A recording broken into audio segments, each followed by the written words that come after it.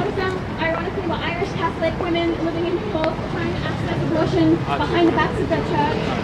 And when I become a mother, I will be on my terms, okay? And I want that for every person, okay? So today we're here to show our strength. We're getting mad. We're going to be angry. We're standing up for ourselves, and I will never stop fighting for the separation of church and uterus. Woo!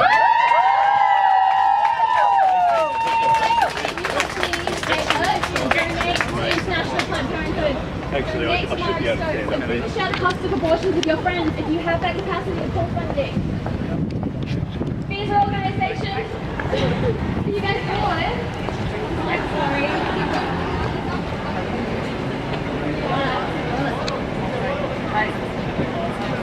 Yeah, I think you did miss a couple. Like there's a few huge.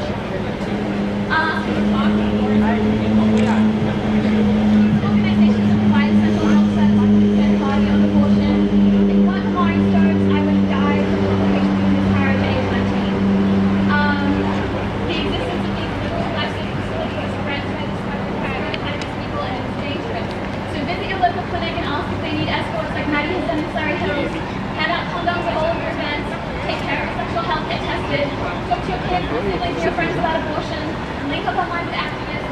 Hand out anti-abortion propaganda if you see it. Okay, it's like me, you have religious friends and family members. You have an obligation to talk to them about this, no matter how uncomfortable it makes you. Learn the scriptures that calls them around. Help them move away from doctors towards abortion. Check the abortion centers in the country. Do take time to throw them around like fucking candy. Marine and Penny and the Blue Mills around New South Wales. Really need to trust me out for Hills this weekend. Like the level of like trauma these people are exposed to just for the access it's unthinkable. Contact your GP and tell them about all the great safe and ethical abortion pills. Okay, especially if you live in a possible rural community.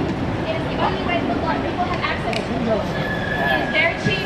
It's on the pharmaceutical benefits scheme, and yet only 30% of GPs across our country agree to prescribe it or are signed up to prescribe it.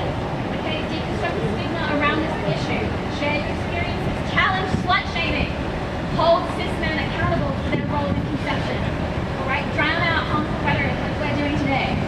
Get angry. Stay angry and tell anyone who tries to extinguish the method of Alright, Exxon has no jurisdiction here. These bodies are out. Fuck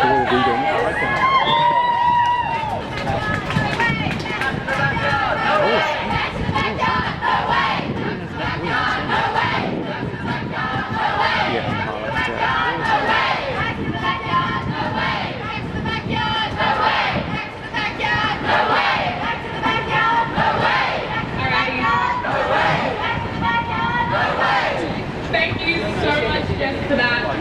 I just want to say we were here a little peacefully on those steps. I did submit a form on March 7th. We have mail track on our emails so I can see that it was opened. We were sitting very casually down there, and even when we got up and had a chance, we were still remarkably peaceful. It is these people that are violent. It is these people that committed violence. It is these people who arrested two of our comrades for the mere crime of protesting and demanding their reproductive rights.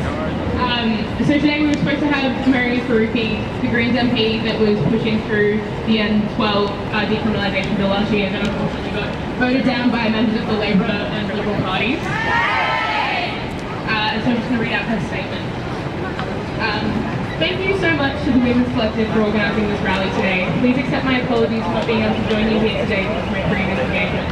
With the help of many of you here, I brought on the first ever bill to decriminalise abortion and create safe access zones in the history of New South Wales. The bill was debated in May last year, and the upper house of New South Wales Parliament shamefully voted it down. Despite being given a conscience vote in the Legislative Council, every single member of the government voted against the bill. They were joined by 3 Labor members, the Christian Democrats, and the Shooters, Fishers and Farmers Party MPs, which, just as like a subnote here, I don't understand the relevance of voting on that for Shooters, Fishers and Farmers. I didn't realise they had a platform on this, but there you go, I guess. It is indeed a shock for so many people that in 2018 a majority of elected MPs refused to overturn an archaic, outdated law that criminalises women and doctors for a medical procedure. It boggles my mind that we are still fighting for abortion rights for women and all people in the 2 most populous states in Australia, New South Wales and Queensland. At the time of the debate, a group of anti-choice Christian Democratic Party supporters dressed up as angels were beating drums and chanting outside Parliament. The chanting got louder and louder as it became evident that the bill would not succeed, but their false and mythical arguments could not hide the religious moralism behind them. The same moralism that drives the so-called Day of the Unborn. These religious beliefs, no matter how deeply they run, have no place in the law. Are you with any group or media?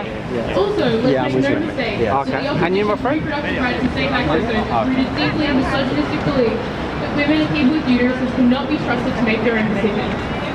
We should not be fooled into thinking that these views belong in the past. We have every right to full bodily autonomy without a shadow of criminality hanging out over our heads. Rights we must demand without fear. In New South Wales, decriminalisation and safe access are now squarely on the political and public agendas after decades of media and political silence. Let's push hard to decriminalise abortion and also make sure that access isn't a geographical, class or racial lottery. All public hospitals should offer termination services to responsibility so that no one is left out of pocket. People across New South Wales strongly and overwhelmingly support decriminalising abortion and to be able to access in safety and privacy, yet our political representatives have failed to act. This is because politicians don't face the consequences of their actions, and they have never had to face them, and this is something we must change. We have an election in 12 months. We must make sure that abortion rights are a priority. Every single candidate and sitting MP must make a commitment to change the law to provide unambiguous abortion rights, or no, they will be kicked out. We are not going anywhere. Our voices are getting louder and louder. We've broken the silence and we can only go forward from here. Thank you all for coming here today to make your voices heard. Thanks for listening. Turn back alleys in the night. We'll save access, we will fight. Turn back alleys in the night. We'll save access, we will fight. Turn back alleys in the night. We'll save access, we will fight. Turn back alleys in the night. We'll save access, we will fight. Turn back alleys in the night. We'll save access, we will fight. Turn back alleys in the night. We'll save access, we will fight. Turn back alleys in the night. We'll save access, we will fight. Turn back alleys in the night. We'll save access, we will fight. Turn back alleys in the night. We'll save access, we will fight. Turn back alleys in the night. We'll save access, we will fight. Sweet. Thank you, everyone. I'd now like to introduce Jessica Said, Co-Women's Officer at the University of Sydney SRC. Good morning, everybody. Thank you for being brave enough to come out today. I know it's difficult when there's a lot of institutionalised violence against people like us who stand up for our rights. Cops are an executive arm of the state. They form the executive branch of the government. They're enforcing only what the state mandates under the common law and legislation in Australia and New South Wales. The rest is a last resort, and there has been much breach of this law and degradation of citizens' liberty today. I won't be taking this lightly. I know how to take action against these sorts of things, and it will be happening. The majority of people here are intelligent enough to go to university and be educated in different areas instead of becoming cops, which is what you do when you're like a bit stupid. Intimidation tactics have historically been used against movements for like social justice, such as us today. It's nothing new. People on the street are surprised by what's happening. They just look at footage of the May 68 protests and everything that's been happening since the 60s, before the 60s, for the past 200 or so years. Yeah, so fuck that.